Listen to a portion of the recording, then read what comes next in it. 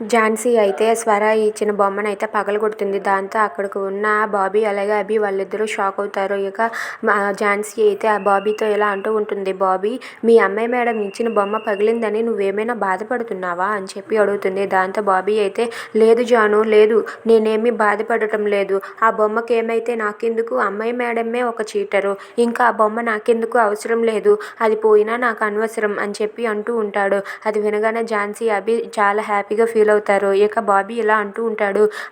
అమ్మాయి మేడం వాళ్ళ ఇంట్లో ఇదిగో ఈ లాయర్ బొమ్మతో పాటు ఒక పోలీస్ బొమ్మ కూడా ఉంది. అమ్మాయి మేడం వాళ్ళ హస్బెండ్ పోలీస్ ఆఫీసరేనంట. నువ్వు కూడా పోలీస్ ఆఫీసరే కదా అబ్బాయి ఒకప్పుడు. నీకు ఏమైనా అమ్మాయి మేడం వాళ్ళ హస్బెండ్ ఎవరో తెలుసా? వాళ్ళ హస్బెండ్ డీటెయిల్స్ ఏమైనా తెలుసా?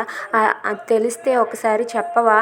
అంటే అమ్మాయి మేడంని ఎందుకు వదిలిపెట్టారు అని అడగాలని ఉంది అని చెప్పి బాబీ అయితే అభిని అడుగుతూ ఉంటాడు. అది వినగానే అక్కడ ఉన్న ఝాన్సీ అలాగే అభి ఒక్కసారిగా షాక్ అయ్యి అలా ఉండిపోతారు.